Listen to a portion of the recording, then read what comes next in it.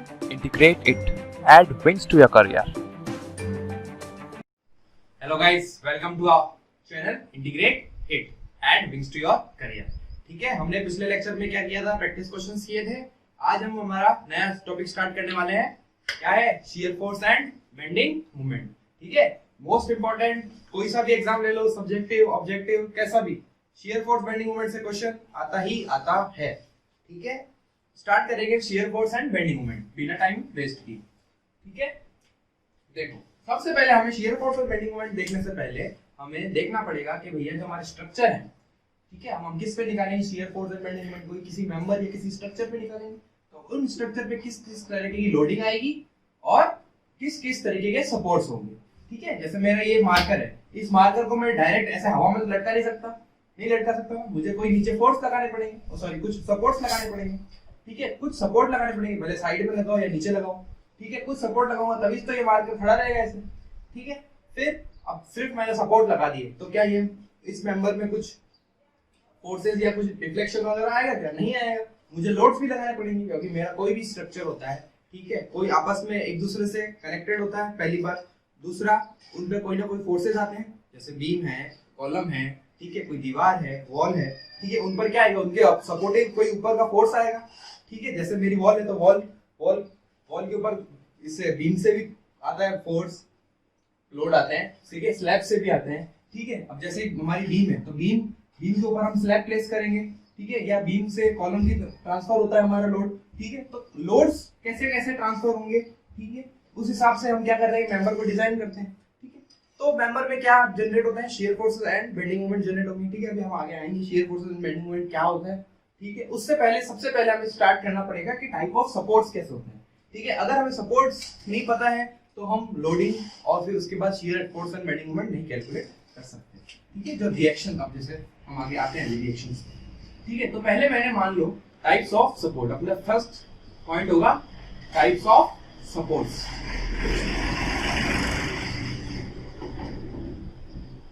ठीक है, types of support. तो टाइप्स ऑफ सपोर्ट में पहला टाइप होता है हमारा रोलर सपोर्ट। सबसे सिंपल सपोर्ट बोलूंगा या roller support. Clear? Second type का होता है हमारा हिंज या पिन सपोर्ट। हिंज या इसको, अब ये नाम ही सेम है, कई नाम है। पिन सपोर्ट तो कंफ्यूज नहीं होना, हिंज ही होता है। ठीक है, आपको जैसे जैसे मैं आगे बढ़ाता जाऊंगा सबकी इमेजेस भी आती रहेगी। ठीक है, तो क्लियर हो जाएगा हमारा कि रोलर सपोर्ट कैसा होता है इन प्रैक्टिकली। ठीक है, हम सब कुछ कर लेते हैं, सब डिजाइन कर लेंगे, सब कुछ करेंगे, पर हम फील्ड में उतरते हैं तो हमें पता ही नहीं चलता कि ये रोलर सपोर्ट है या हिंज सपोर्ट है। ठीक है, तो हमें ये भी तो पता होना चाहिए। आगे फिक्स्ड सपोर्ट, थर्ड नंबर हमारा सपोर्ट है फिक्स्ड सपोर्ट। और last slider support, slider support. ठीक है, क्लियर? अब सबसे पहले ये चार तरीके के, अब हम इनको डिटेल में भी देखते हैं कैसे कैसे इनके ऊपर रिएक्शंस आती हैं, कैसे कैसे हमारी बीम प्लेस्ड होती है। ठीक है, पहला हमारा roller support and simple support की बात करूं या रोलर सपोर्ट की बात करूं। ठीक है, तो वो कुछ इस तरीके से होगा। ये कोई बीम है, आगे मान लो कंटिन्यूअस है, और ये ऐसे, ये इस टाइप। ठीक है, मतलब मेरा मान लो ये मार्कर एक बीम है। ठीक है, मैंने एक यहाँ सपोर्ट लगा रखा है सिंपल ऐसे। ठीक है, आगे कुछ भी हो कोई फर्क नहीं पड़ता, अभी सिर्फ हमें इस पे ध्यान देना है। ठीक है, तो इसमें देखो क्या होगा, अगर मैं फोर्स इस डायरेक्शन में लगाऊं, कहने का मतलब अगर मैं एक्स डायरेक्शन में, इसको मैं मान लो ये ऊपर वाई एक्सिस है और नीचे एक्स एक्सिस है, ये एक्स एक्सिस, ये वाई एक्सिस मान सकता हूं। ठीक है, तो अगर मैं इस डायरेक्शन में फोर्स लगाऊं तो क्या ये सपोर्ट कुछ काम का है? बिल्कुल काम का नहीं है, बीम तो आगे खिसक जाएगी। ये मान लो इधर से कोई फोर्स आएगा, आ सकता है, अगर मैं इस डायरेक्शन में ऐसे बीम को खिसकाऊं आगे तो खिसक जाएगी ना, कोई रिएक्शन डेवलप होगा? कोई रिएक्शन डेवलप नहीं होगा, ये बीम आगे सीधे सीधे खिसक जाएगी। ठीक है, ये रिजिड बॉडी मूवमेंट बोल सकता हूं इसको मैं। ये बॉडी क्या होगी, सीधे सीधे इसका रिजिड मूवमेंट हो जाएगा। पर अगर मैं इस डायरेक्शन में फोर्स लगाऊं, किस डायरेक्शन में, वाई डायरेक्शन में, ठीक है, तो ये सपोर्ट इसको सपोर्ट करेगा, बिल्कुल करेगा। जैसे मैं इस डायरेक्शन में फोर्स लगाऊं ऊपर से, तो यहाँ पर एक रिएक्शन डेवलप होगा आर वाई, या मैं सिंपल आर कह सकता हूँ। ठीक है, तो कहने का मतलब अगर मैं इस डायरेक्शन में लगाऊं तो कोई रिएक्शन नहीं आएगा, सीधे सीधे बॉडी अपने आप मूव कर जाएगी। ठीक है, रिएक्शन इन द सेंस वही रेजिस्टेंस। ठीक है, जब मैंने स्ट्रेस पे देखा था ना, ठीक है, तो उसको अब ये सपोर्ट है, तो सपोर्ट क्या करेगा, इसको उठने नहीं देगा। ठीक है, तो यहाँ पर एक रिएक्शन डेवलप होगा आर वाई। ऐसे ही मैं बात करूं, मैं अगर यहाँ पर एक मोमेंट लगा दूं, यहाँ पर अगर मैं एक मोमेंट लगा दूं तो ये क्या होगा, वो बीम रोटेट हो जाएगी। ठीक है, पर फिर वही बात, अगर रोटेट हो रही है तो रिएक्शन डेवलप हो रहा है क्या, नहीं हो रहा है। किसी चीज को मैं रोक रहा हूं तो उसका रिएक्शन डेवलप होता है। ठीक है, तो यहाँ पर एक ही रिएक्शन डेवलप होगा, नंबर ऑफ रिएक्शन 1। ठीक है, आर वाई हमारा आएगा और आर एक्स 0 होगा और मोमेंट हमारा 0 होगा, एम जाएगा। ठीक है, बेसिकली हम 2 डायमेंशन में ये 3 रिएक्शंस को देखेंगे, किस किस को, आर एक्स, आर वाई और मोमेंट। ठीक है, तो रोलर सपोर्ट की हमारा क्या खासियत हुई कि सिर्फ और सिर्फ एक रिएक्शन। ओके, रोलर को ऐसे भी डिनोट करते हैं, ये ऐसे रोलर में दबाएंगे। ठीक है, ये आगे कुछ भी हो, कोई फर्क नहीं पड़ता, ऐसे भी डिनोट करेंगे और ऐसे भी डिनोट करेंगे। क्लियर, नेक्स्ट चलें आगे हिंज सपोर्ट पे।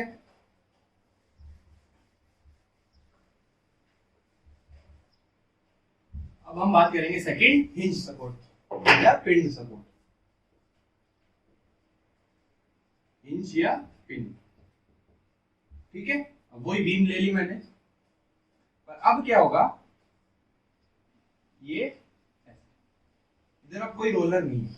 अब इसमें क्या होता है, इसमें ये बॉडी यहां से भी रिएक्शन को करेगी, मतलब आर एक्स भी आएगा और आर वाई भी आएगा। मतलब ये जो बीम है, अगर इस डायरेक्शन में फोर्स लगाऊं तो ये सपोर्टेड है यहां से भी और यहां से भी, मतलब ये यहां से क्या है, इधर, यहाँ पर ये फिक्स्ड है, इधर अभी फिक्स सपोर्ट नहीं है, इधर से ये कांटेक्ट में है।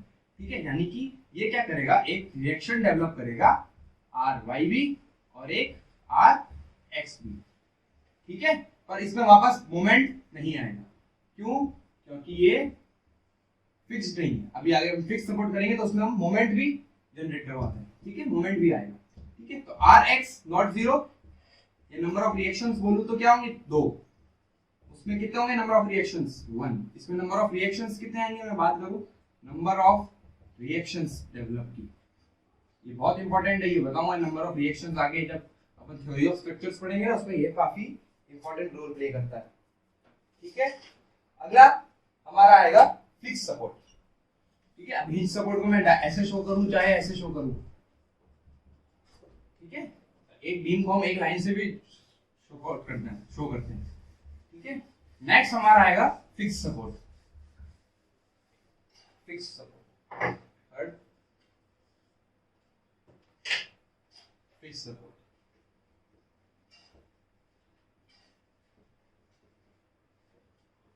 ठीक है, फिक्स सपोर्ट जैसे हमने देखो थर्मल स्ट्रेस पे किया था ना, फिक्स किया था हमने, बस वही वाली चीज।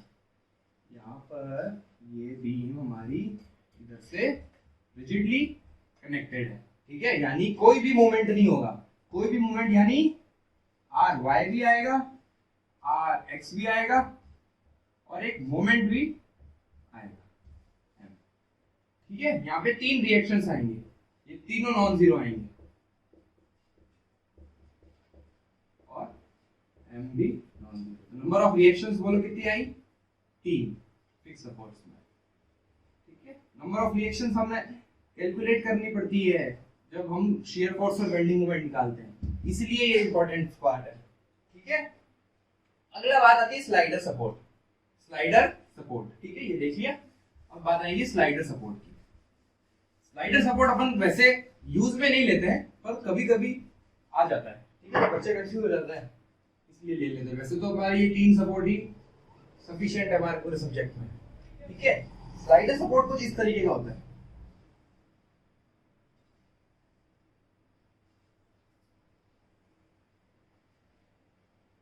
आपने चैनल गेट देखा होगा ना, जो अपने घरों वगैरह में होता है। ठीक है, ये ऐसा इस टाइप का, ये यहाँ पर ये रोलर्स लगे हुए हैं। ठीक है, तो ये क्या करेगा मेरे को बताओ, इस डायरेक्शन में मूवमेंट रजिस्ट करेगा क्या, नहीं करेगा। इस डायरेक्शन में अगर मैं बीम को ऊपर करूं, बीम को इस डायरेक्शन फोर्स लगाऊं, तो क्या बताओ कोई मूवमेंट होगा, बिल्कुल होगा, सिर्फ कोई रिएक्शन नहीं आएगा। यहाँ पर आर वाई 0 होगा, पर आर एक्स आएगा। मैं यहाँ पे फोर्स लगाऊं तो क्या होगा मेरे को बताओ, बीम जाएगी आगे, नहीं जाएगी। ठीक है, तो आर एक्स डेवलप होगा और मोमेंट भी डेवलप होगा। ठीक है, तो वापस नंबर ऑफ रिएक्शंस तो दो ही होंगे, पर आर वाई जीरो होगा, इसमें एम जीरो नहीं होगा। Clear, supports clear. अब हम आगे चलते हैं टाइप्स ऑफ बीम्स में। ओके, कोई भी आपको डाउट हो आप सीधे कमेंट बॉक्स में कमेंट कर सकते हैं, आपका हर डाउट सॉल्व किया जाएगा। ओके, अच्छा, अब मैं बात करूंगा, जैसे मैंने को स्टैटिकली इनडिटरमिनेट नाम लिया था ना, स्टैटिकली इनडिटरमिनेट नाम लिया था ना, वहीं पर ही आएगी टाइप्स ऑफ बीम्स पे बात करूंगा कि हमारी बीम्स जो है ना, जो हम यहाँ पर अपनी कंसीडर करेंगे वो कितनी तरीके की होंगी। पहला स्टैटिकली डिटरमिनेट, जो ब्रॉडली अपन क्लासिफाई करते हैं बीम्स को, वो ऐसे डिफाइन करते हैं, स्टैटिकली डिटरमिनेट बीम्स,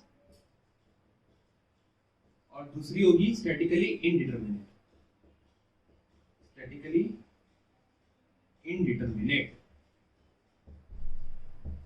मैंने क्या बताया था कि जब नंबर ऑफ रिएक्शंस या नंबर ऑफ अननोन्स, बात अब नंबर ऑफ अननोन्स की बात करूंगा मैं, जब नंबर ऑफ अननोन्स हमारे उतने हों कि जितने हम इक्विलिब्रियम, स्टैटिक इक्विलिब्रियम की कंडीशन से हम सॉल्व कर सकते हैं, यानी कि नंबर ऑफ स्टैटिक इक्विलिब्रियम की इक्वेशंस मान लो E है और नंबर ऑफ अननोन्स R हैं और वो दोनों बराबर हैं, तो हमारी बीम्स क्या होगी, स्टैटिकली डिटरमिनेट्स। अगर मान लो नंबर ऑफ इक्वेशंस E है पर नंबर ऑफ अननोन्स ज्यादा है, ठीक है, तो वो स्टैटिकली इनडिटरमिनेट कहलाएंगे। अब ये बताऊंगा, ये स्टैटिकली इनडिटरमिनेट एग्जांपल्स लेंगे ना अपन, बिल्कुल क्लियर हो जाएगा कि स्टैटिकली इनडिटरमिनेट कैसे बीम्स होती है और डिटरमिनेट कैसे बिहेव करती है। ठीक है, यानी कि मैं कह सकता हूं इसमें स्टैटिकली डिटरमिनेट में यहां पर एक और कंडीशन ले लो कि सिग्मा fx 0 होगा, सिग्मा fy भी 0 होगा, सिग्मा mz भी 0 होगा। ये तीन आएंगे ना नंबर ऑफ इक्वेशंस, है ना। इन तीन इक्वेशन से, इसमें भी हम यूज तो ये तीन इक्वेशन करेंगे, पर नंबर ऑफ रिएक्शंस हमारे ज्यादा होंगे। अभी देखो हमारे पास तीन ही अननोन है, कौन कौन, एक rx, एक ry और एक mz, ये तीन ही अननोन है। पर जब स्टैटिकली इनडिटरमिनेट हो जाएगा ना, हमारे पास चार अननोन आ जाएंगे, ठीक है, या पांच अननोन आ सकते हैं। ठीक है, अब हम सीधे स्टैटिकली डिटरमिनेट के एग्जांपल्स में आ जाते हैं। स्टैटिकली डिटरमिनेट बीम्स की हम वैरायटी देखते हैं कि कितने कितने तरीके की होती है, कैसे कैसे होती है स्टैटिकली डिटरमिनेट बीम्स। ठीक है, मैं यहाँ दो पार्ट में डाल देता हूँ। पहला सिंपली सपोर्टेड, क्या बोल रहा हूँ मैं नाम, सिंपली। अब अभी जैसे क्वेश्चन आएगा कि सिंपली सपोर्टेड बीम, तो हमें सीधे सीधे पता चल जाएगा कि ये क्या है, स्टैटिकली डिटरमिनेट होती है। ठीक है, ये फिक्स होती है कि ये हमारा सिंपली सपोर्टेड बीम को हम ऐसे ही डिनोट करेंगे। वो कैसे डिनोट होगी, वो फोर्सेस, सॉरी सपोर्ट से पता चलता है कि ये बीम सिंपली सपोर्टेड है। अब मैंने टाइप्स ऑफ सपोर्ट्स नहीं पढ़ा होता तो टाइप्स ऑफ बीम भी पता नहीं चलती। ठीक है, तो एक एंड तो उसका रोलर होता है, या एक एंड यहाँ वाला फिक्स मान लो, हिंज मान लो, ये हिंज होता है और ये रोलर होता है।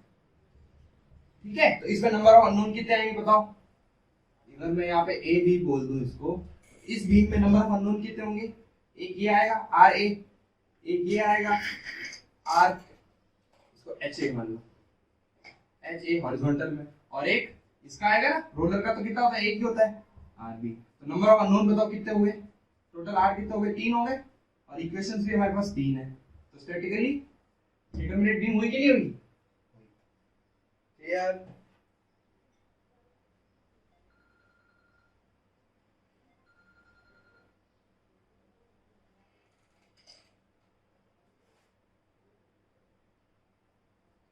नेक्स्ट हम चलते हैं second type of statically beam है कैंटिलीवर। ये बहुत वर्ड आता है कैंटिलीवर बीम। ठीक है, कैंटिलीवर बीम क्या होगा, एक जगह से तो फिक्स होगा हमारा और एक जगह से फ्री होगा, ये बीम मान लो। ठीक है, तो यहाँ पर एक फिक्स सपोर्ट और यहाँ पर एक फ्री सपोर्ट। ठीक है, यहाँ पर कोई सपोर्ट नहीं है।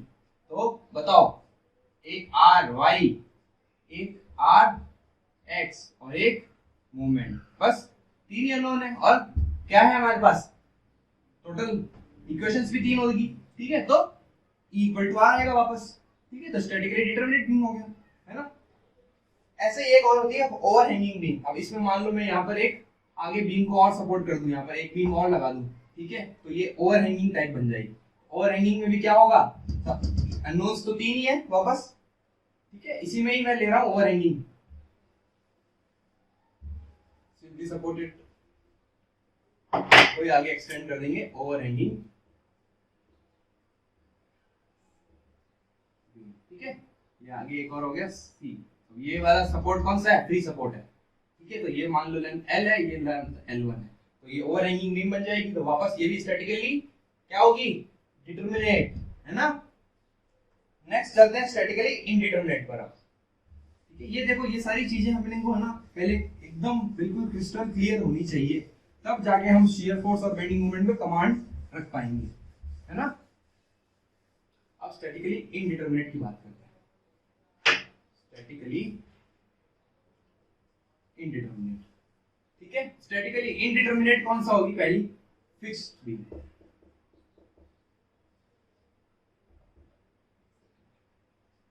फिक्स्ड टाइप ऑफ बीम, ठीक है। फिक्स्ड बीम में मतलब देखो नाम से ही पता चल रहा है, फिक्स्ड बीम यानी दोनों सपोर्ट कौन से होंगे, फिक्स्ड होंगे, बस दोनों साइड के सपोर्ट क्या होंगे, फिक्स्ड होंगे,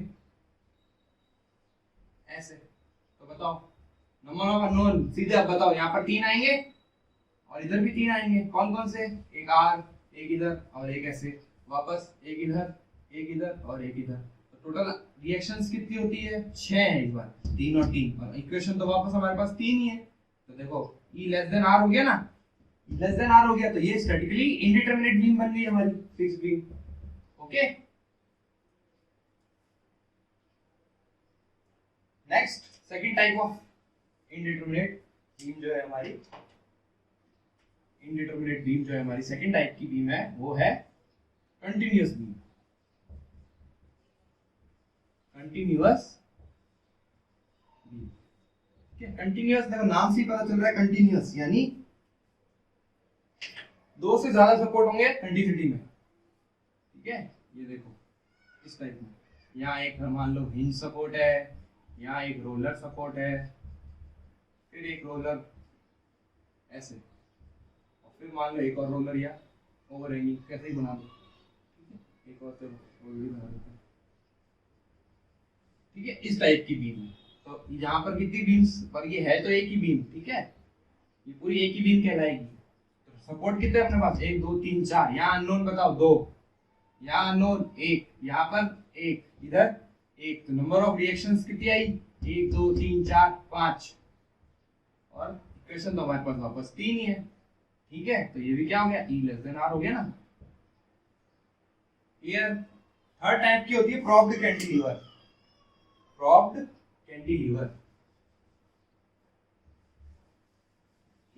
बेसिकली हम ये 6 टाइप्स की बीम ही गई यहाँ पर देखेंगे।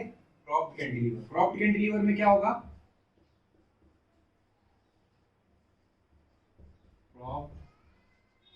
प्रॉप्ड कैंटिलीवर में दो, पहले अपन ने कैंटिलीवर देखी थी, अब प्रॉप्ड का होगा जैसे ये एक एंड है ना, यहाँ पर एक रोलर लगा देंगे तो ये प्रॉप हो जाएगा, ठीक है। देखो यहाँ पर 3 थे, इसका एक एक्स्ट्रा आ गया ना, 4 हो गए हमारे पास, ये B मान लो, तो ये RB, इधर A पॉइंट मान लो, तो ये RA, वापस HA और MA।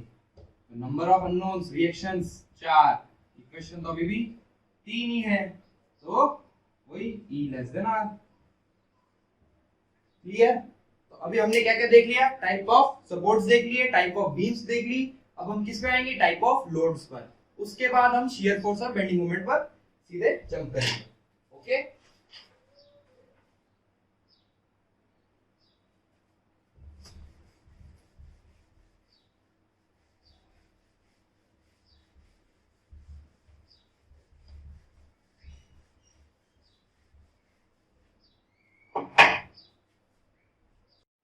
अब हम क्या देखेंगे, टाइप्स ऑफ लोडिंग, ठीक है।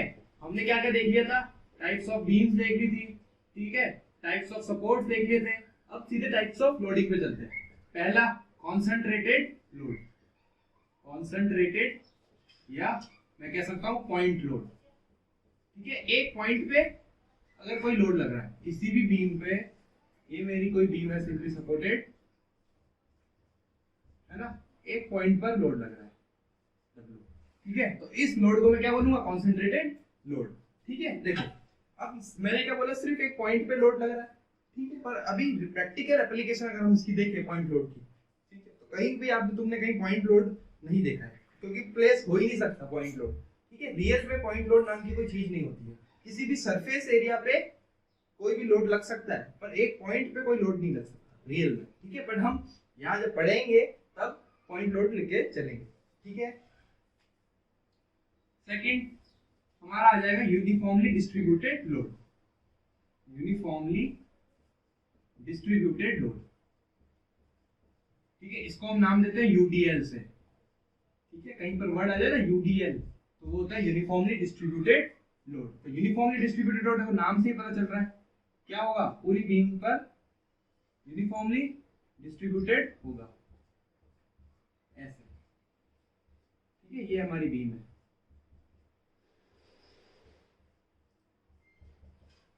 ठीक है। ये W हो जाएगा, स्मॉल w से गिनते हैं और ये कैपिटल W लिखते हैं अपन, अभी आगे देखेंगे, है ना। तो ये इसकी यूनिट क्या होगी, किलो न्यूटन पर मीटर होगी, और ये इसकी यूनिट होगी किलो न्यूटन, डायरेक्ट फोर्स की यूनिट, ठीक है। आगे हम चलते हैं यूनिफॉर्मली वेरिंग लोड। देखो नाम वापस यूनिफॉर्मली है पर वेरिंग कर रहा है, अब इक्वल नहीं है, डिस्ट्रीब्यूटेड नहीं है, uniformly varying load. Uniformly varying load में देखो ऐसे ही ये है, अब मान लो यहाँ पर एक इंटेंसिटी लग रही है, एक इंटेंसिटी ऐसे लग रही है और यूनिफॉर्मली वेरी कर रहा है ऐसे, ठीक है। यहाँ पर है W2 और इधर है W1। अब हर एक्स पर ये कम होता जा रहा है, जैसा जैसा हमारी बीम की लेंथ आगे बढ़ती जा रही है ना, ये लोड कम होता जा रहा है, ठीक है। तो डिस्ट्रीब्यूटेड ही देखो, सॉरी यूनिफॉर्मली वेरी हो रहा है ये, ठीक है। ये भी लेंथ है और यहाँ पर W1 और ये W2, ठीक है। ऐसे गिवन आएगा मेरे को, ओके। हमने पहले देखा कॉन्सेंट्रेटेड, फिर देखा यूनिफॉर्मली डिस्ट्रीब्यूटेड, ठीक है। यूनिफॉर्मली डिस्ट्रीब्यूटेड एक ऐसे भी होता है, देखो ये भी यूनिफॉर्मली डिस्ट्रीब्यूटेड ही होगा, ठीक है। ये हम ऐसा एग्जांपल देखेंगे ऐसा,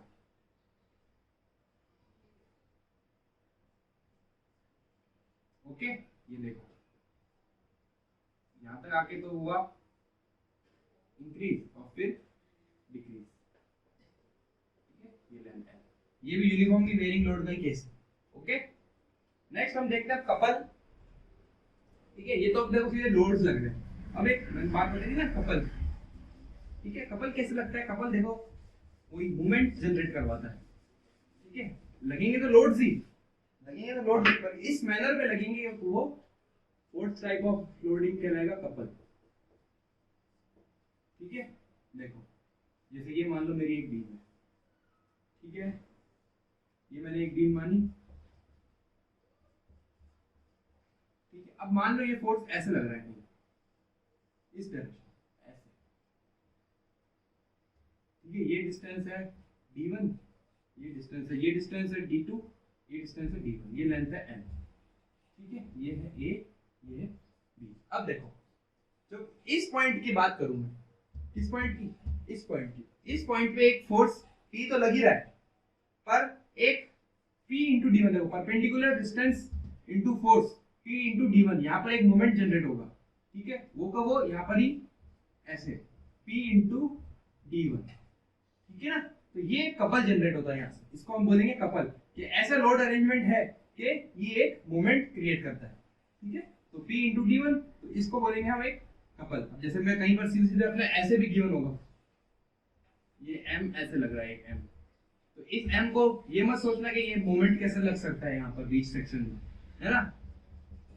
ये तो ये एक कपल है, ठीक है। कुछ इस डायरेक्शन में हम कुछ ऐसे अप्लाई करते हैं कि ये यहाँ पर एक M आ जाएगा, ओके। तो ये हमने टाइप ऑफ लोडिंग देख ली। अब सीधा हम बात आते हैं bending moment and shear force के ऊपर, कि भैया है क्या ये बेंडिंग मोमेंट और शियर फोर्स। हम कब से बोल रहे हैं bending moment shear force, diagram पढ़ेंगे, ये करेंगे वो करेंगे, पर ये है क्या, है ना। अब हम इसके सिग्निफिकेंस पे चलते हैं कि बेंडिंग मोमेंट और शियर फोर्स का सिग्निफिकेंस क्या है। जैसे मैंने ली कोई एक मान लो बीम ले ली, अगर मैं कोई भी सेक्शन लेता हूँ बीच से, इस बीम का एक सेक्शन ले लिया मैंने बीच से, ठीक है। इस बीम का मैंने क्या ले लिया, एक सेक्शन ले लिया। ओके, तो देखो अब क्या हुआ, ये बीम ऐसे दो टुकड़ों में कटेगी। मैंने देखो फ्री बॉडी डायग्राम बताया था ना पहले, वही बना रहा हूं मैं, फ्री बॉडी डायग्राम ही बना रहा हूं। ठीक है, तो देखो क्या होगा, जब एक किसी भी बीम को मैं अगर एक सेक्शन को कट करता हूं तो एक देखो नॉर्मल फोर्स आता है, पहले इसके इंटरनल फोर्सेस पे जा रहे हैं हम, एक नॉर्मल फोर्स होता है। ठीक है, एक इस डायरेक्शन में फोर्स लगेगा, इक्वल एंड अपोजिट। देखो ये सारे इक्वल एंड अपोजिट लगेंगे, तब जाके ये पूरा क्या होगा, इक्विलिब्रियम में होगा ना। ठीक है, एक इधर आएगा मोमेंट ऐसे और एक इस सेक्शन में आएगा मोमेंट एम और एम। ठीक है, ये तीन फोर्सेस किसी भी बीम को काटूंगा ना तो तीन, वही देखो तीन रिएक्शन आते हैं ना, एक आर एक्स, एक आर वाई और एक मोमेंट, वही। तो तीन फोर्सेस हमें मिलते हैं, एक नॉर्मल या एक्सियल थ्रस्ट बोलूंगा इसको, ये जो वी है ना वो होगा शियर। ठीक है, देखो ये क्या कर रहा है, ये फोर्सेस क्या कर रहे हैं, इसको ब्रेक करने के, हमने फर्स्ट लेक्चर में पढ़ा था ना कि क्या होता है, शियर फोर्स ट्राई करेंगे कि सेक्शन को ब्रेक करने की। तो अगर इस डायरेक्शन में फोर्स लगा तो ये सेक्शन टूटेगा ना ऐसे, और फिर बात आएगी मूवमेंट की। ठीक है, तो ये तीन जो फोर्सेस है वी एम और एन। ठीक है, तो किसी भी सेक्शन पे मैं पहले एक आएगा वी या एन बोल दो, एन आएगा मेरा axial thrust, axial thrust, V बोल देंगे हम शियर फोर्स को, और ये जो एम है ना वो है हमारा bending moment, M is the bending moment.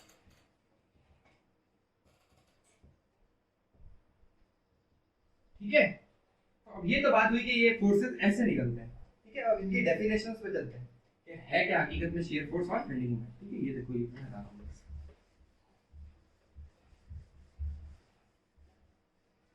Okay, अब सीधे पे शियर फोर्स का डिफाइन करें। देखो पहले बात करेंगे हम shear force. Shear force at A section, एक सेक्शन पर शियर फोर्स क्या होगा, जैसे मैंने कोई बीम ले ली, ठीक है, ऐसे लोड लग रहे हैं, मान लो कोई कैसे भी लोड लग रहे हो, पॉइंट लोड है हमारे, ऐसे पॉइंट लोड लग रहे हैं, और एक ये है बीम। ठीक है, अब मैंने कोई भी एक सेक्शन ले लिया। ठीक है, ठीक है, तो मैंने ये क्या किया, यहाँ पर एक सेक्शन लिया, एक सेक्शन मैंने मान लो ये ऐसे ले लिया, और इधर ये सेक्शन ऐसे ले लिया। ठीक है, ये रहा मेरा सेक्शन। क्लियर, तो यहाँ पर इस सेक्शन पे ये यहाँ पर एक वर्टिकल डायरेक्शन में एक फोर्स आएगा, और इधर भी। अब ये जो इसको मैं फोर्स को बोल रहा हूँ ना, ये है हमारा शियर फोर्स। अब ये शियर फोर्स की वैल्यू कैसे निकलेगी, इन सब का रिजल्टेंट, किस सब का, कि जहां तक इस डायरेक्शन से मैं अगर देखूं या इस साइड से मैं देखूं, ठीक है, resultant of all the transverse force, ठीक है, एट ए पर्टिकुलर सेक्शन, वो हमारा कहलाएगा shear force.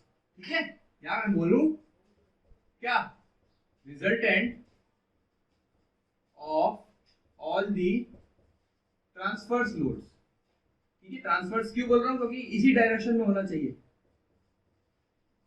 Eight A section, वो होता है हमारा शियर फोर्स।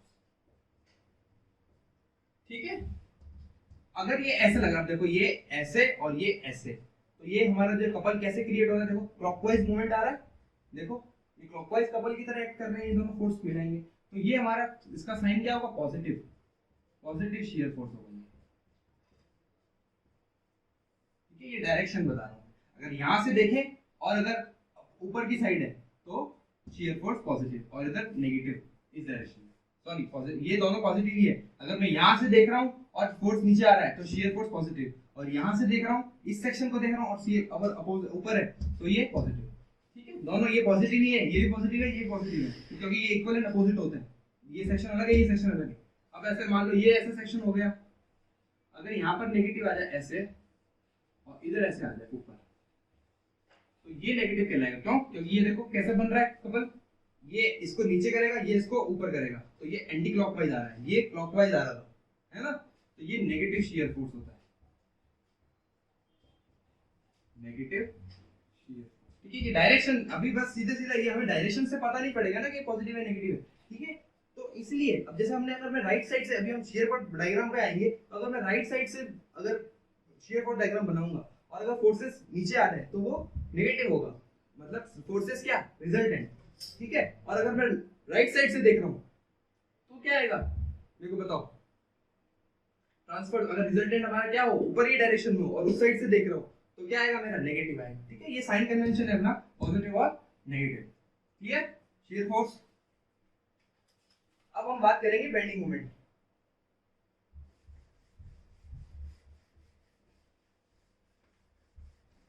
बेंडिंग मोमेंट, ठीक है, देखो हमने क्या देखा कि resultant of all the loads at a particular section. अब बेंडिंग मोमेंट जो होता है ना, वो होता है resultant of moments at a particular section. ठीक है, आइदर टू द लेफ्ट और टू द राइट, या तो यहाँ से या तो वहां से, समेशन सबका मोमेंट्स का। ठीक है, जैसे मैं मान लो, अब मैं बात करता हूँ, वही अपना डायग्राम था। ठीक है, अब उसमें तो चलो शेयर फोर्स, अब मैंने मान लो ऐसी कोई बीम है। ठीक है, ये मेरी बीम है, इनिशियली ऐसे थी, है ना, इनिशियली ऐसे थी, पर क्या हो गया, मेरी बीम जो मेरी, अब इतना डिफ्लेक्शन तो नहीं होता, पर समझाने के लिए बता रहा हूँ, ऐसे डिफ्लेक्ट हो गई। ठीक है, एक तो ये और दूसरी ऐसे डिफ्लेक्ट हो गई।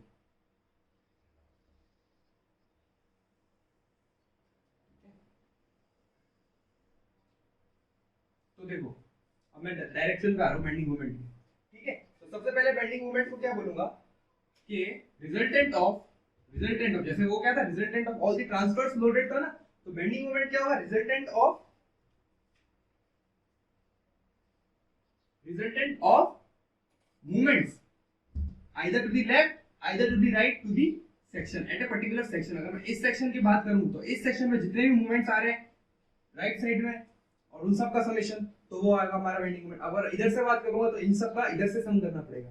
ठीक है, अब मैं यहाँ पे साइन कन्वेंशन पे बात करता हूँ।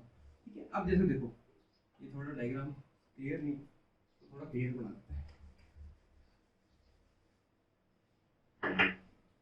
ठीक है, अब इसका साइन कन्वेंशन समझा रहा हूँ।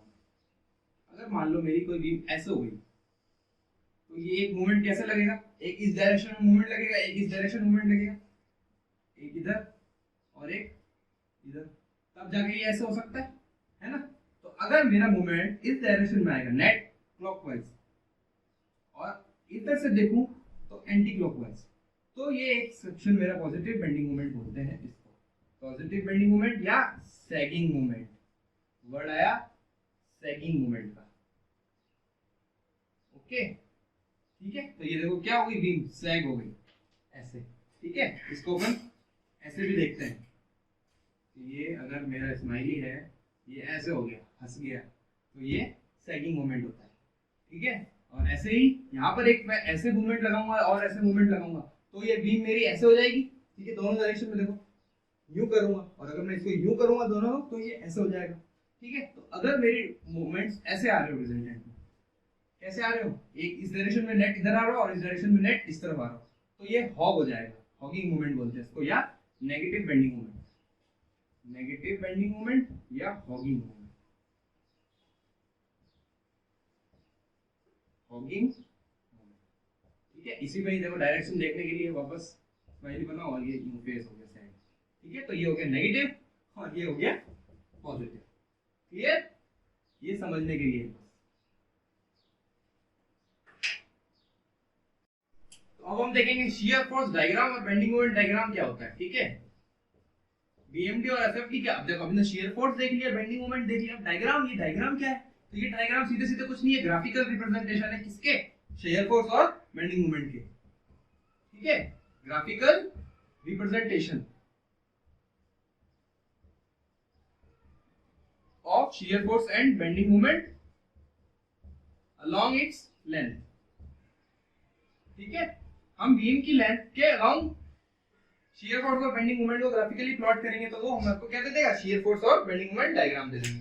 ठीक है, अब एक और इंपॉर्टेंट कॉन्सेप्ट होता है कि इन दोनों के बीच में रिलेशन क्या होते हैं, कि शियर फोर्स और बेंडिंग मोमेंट और ये लोडिंग, इनके बीच में रिलेशंस क्या होते हैं। ये सीधे सीधे हमें रिलेशन इंपॉर्टेंट होता है। ठीक है, जैसे ये कोई एक बीम है, ठीक है, ये कौन सा लोड लग रहा है बताओ, यूनिफॉर्मली डिस्ट्रीब्यूटेड लोड को भी ऐसे हम शो करते हैं। ठीक है, तो मान लो अगर ये लोड ऐसे लग रहा है, ठीक है, तो जो हमारा शियर फोर्स होता है dv by dx equals to minus of loading. ये v क्या है, शियर फोर्स का rate of change of shear force हमें क्या देती है, लोडिंग देती है। और ऐसे ही dm by dx यानी rate of change of moment हमें क्या देता है, शियर फोर्स देता है, मोस्ट इंपॉर्टेंट। ठीक है, इससे हमारे को डायरेक्ट चीज पता चलती है क्या, फर्स्ट पॉइंट कि जब हमारा v0, मान लो v0 है तो dm by dx 0 होगा। आइए बताओ किसकी कंडीशन होती है, फंक्शन मैक्सिमम या मिनिमम की। तो बेंडिंग मोमेंट क्या होगा, आइदर मैक्सिमम और minimum. Bending moment is maximum और मिनिमम कब, जब शियर फोर्स 0 होगा। ये एग्जाम में सीधे सीधे क्वेश्चन आता है इसके ऊपर। ठीक है, अब एक और चीज होती है point of contraflexion. Point of कॉन्ट्राफ्लेक्शन क्या होता है, पॉइंट ऑफ कॉन्ट्राफ्लेक्शन वो होगा जब बेंडिंग मोमेंट हमारा 0। Second, point of contraflexion, point of contraflexion. ठीक है, जहां पर बेंडिंग मोमेंट 0 हो रहा होगा ना डायग्राम में, वो होगा हमारा, जैसे मान लो ये प्लॉट है, ठीक है, ये ऐसे अगर एक बेंडिंग मोमेंट प्लॉट हो रहा है तो यहाँ पर ये 0 हो रहा है। ठीक है, तो ये पॉइंट को हम कहलाएंगे point of contraflexion, where bm bending moment is 0 या चेंजेस इट्स साइन। ओके, और एक और चीज होती है point of inflection, third point of inflection. ठीक है, पॉइंट ऑफ इन्फ्लेक्शन वहां होता है जब कर्वेचर साइन चेंज करता है। कर्वेचर, अब जैसे डिफ्लेक्टेड शेप होगी, ये हमारी बीम ऐसे डिफ्लेक्ट हो जाती है। ठीक है, ये ऐसे डिफ्लेक्ट होगी ना, ऐसे अगर बीम लोड्स लगाऊंगा, ठीक है, तो ये तो कर्वेचर में कोई साइन नहीं होगा। जब चेंज इन कर्वेचर हो जाएगा ना, जैसे मान लो ये ऐसे हो गया, ठीक है, ओके, तो यहाँ पर क्या हुआ, देखो अभी तक ऐसे चल रहा था, यहाँ पर ये ऐसे चल रही थी, इधर ये इसका स्लोप ऐसा आएगा, यहाँ पर स्लोप ऐसा आएगा। तो इसके बाद, इस पॉइंट के बाद आगे क्या हो गया, ये कर्वेचर डिफ्लेक्टेड शेप का कर्व चेंज हो गया, ये डिफ्लेक्टेड शेप है। ठीक है, तो क्या होगा, पॉइंट ऑफ इन्फ्लेक्शन, ये वाला कहलाएगा हमारा पॉइंट ऑफ इन्फ्लेक्शन। यहाँ पर क्या होगा, इधर भी वापस बेंडिंग मोमेंट भी 0 भी होता है यहाँ पे, और साइन भी चेंज करेगा। ओके, अब ये वाला होगा हमारा पॉजिटिव कर्व और ये होगा हमारा नेगेटिव। ठीक है, देखो पॉजिटिव क्या क्यों हुआ, क्योंकि पहले स्लोप क्या हो रहा है, देखो यहाँ पर क्या था, नहीं,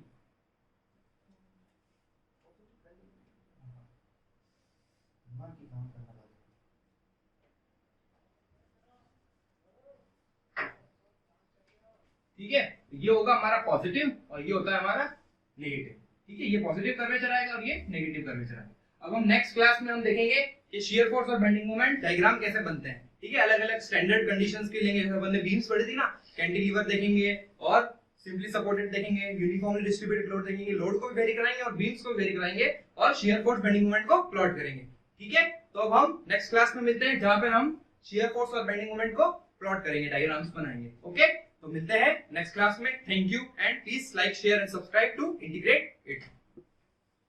Thank you for watching the video. Please like, share and subscribe the channel Integrated.